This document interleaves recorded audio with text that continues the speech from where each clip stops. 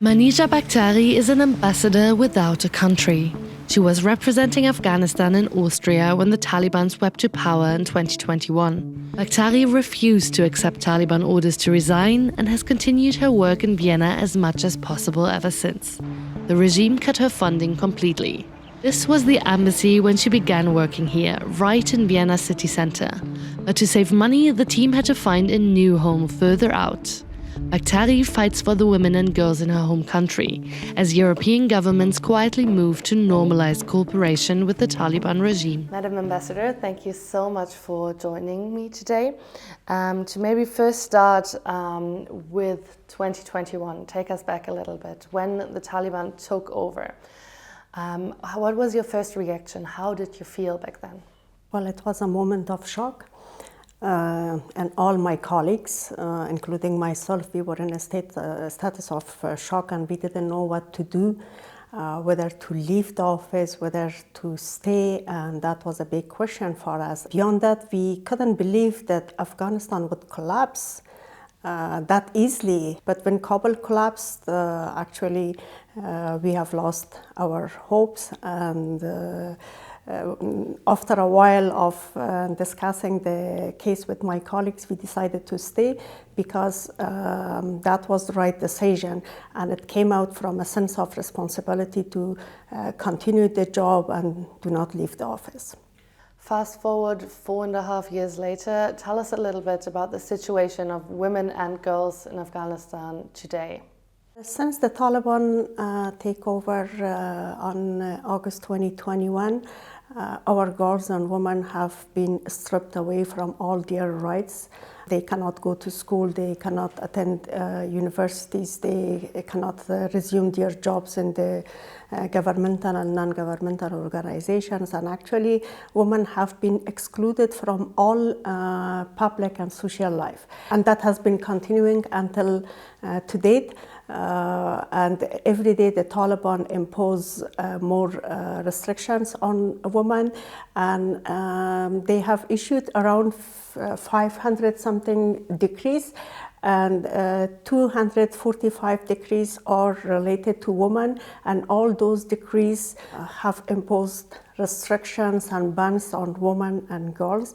And it's not only about their education, it's about their freedom of movement, about just going to parks, to gyms, or attending some public events. The operation is struggling to survive. The only funding comes from consular services they can still offer, like handing out birth certificates. The reason Bakhtari can continue her advocacy work, the Austrian government and the United Nations still recognize her as the Afghan ambassador. She's now the subject of a documentary, The Last Ambassador, which follows her work speaking up for Afghan women and girls. How exactly has your day-to-day work as a diplomat here in Vienna changed since 2021? After the collapse, I have held my position as the ambassador and representative of Afghanistan to international organizations and to the UN offices based in Vienna. And although I cannot carry all my responsibilities and all my duties, but still I have the position and my credentials are valid in front of the international community, international organizations, and also the government of Austria. So I would say that I can deliver the major task of my office. Sometimes some people tell me that, like, okay, now you do not have a government, you don't have work. But I'm like, we are working more than before, because we attend, we participate, we contribute, and we use our voice. Maybe after the collapse, my embassy is not that typical embassy. As the typical definition we have for an embassy and for the ambassador, because we have transformed this mission to a hub for human rights and women's rights. But still, we are doing all the jobs that we are expected to do. So far, no EU country officially recognizes the Taliban as the Afghan government, and many still designate the group or individual members as terrorists. But some EU governments are quietly starting to work with the regime at a technical level, with one major goal in mind: to enable and speed up deportations. Germany is among the frontrunners. Taliban officials are already working in Afghan embassies there, and some Afghans have already been deported from Germany. Taliban have just been here in Vienna too. Their representatives met with officials from the Interior Ministry, most likely in the building here behind me. It's not full diplomatic recognition, but it's a sign Austria is normalizing cooperation in some form.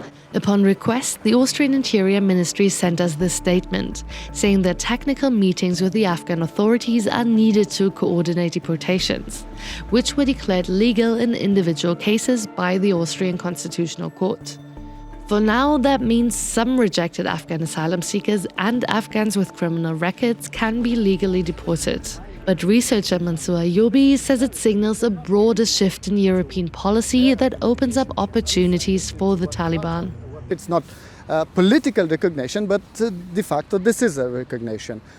And the Taliban have been very, very keen to secure such recognitions on the international level. It brings them more legitimation. But of course, on the other side, I think that in Europe we don't get anything out of this. Only for some specific pragmatic reasons, which, yeah, it is there, we cannot ignore it. There are some problems. But on the other hand, we're not getting anything out of it. We're not moving the Taliban towards any change and not engaging with the majority of the people of Afghanistan, especially when it comes to the political processes and this all huge infrastructure of peace building. Then we're giving the upper hand to the Taliban, and then they will determine the terms, how we deal with them and what we could possibly get out of any sort of engagement with them. So I think after the world community and the international community, especially the European Union, has to rethink and re-evaluate their strategy, their approach towards Afghanistan in general, and specifically towards the Taliban. Bakhtari too is worried about the developments in Europe. Sometimes I believe that it's easier for the world to make contact with the Taliban and to engage with the Taliban. But, I believe that you cannot engage with a government or with a so-called government that violates every single principles of United Nations Charters, every single principles of Universal Declaration of Human Rights and many other conventions, including CEDAW. But they do, and as they call it, a technical level. I know in Germany, in Austria, and many other countries, they have been engaged with the Taliban, although they call that a political, technical level of contact, but still that do not help the people of Afghanistan, and that delivers a message, a negative message to the women and girls of Afghanistan that we are ready to engage with the Taliban. Alongside other diplomats and activists, she wants to continue her fight, even if Europe seems to be headed on a different route. Human rights, democracy, women's rights, and all human values are so dear to me, and I couldn't give up. Especially when it comes to women and girls. I have been part of the progress in Afghanistan in the past 20 or 25 years, and I have seen thousands of girls going to school. I have seen thousands of our brave and smart girls going to international universities around the world. And they made history in Afghanistan, so I don't give up. My courage comes from my sisters from Afghanistan, and they are in Afghanistan, they are living under a dictatorship, they are under a gender apartheid regime, but they do not give up. Every day they wake up, they keep their hopes, they study, they attend, maybe not everyone, but many of them, they attend online courses, underground schools, they study, they are talking about books. Time to time, when it's possible, they take the streets and protest for their rights, and they raise their concerns, their voices. So why I should stop? I'm part of that fight and struggle.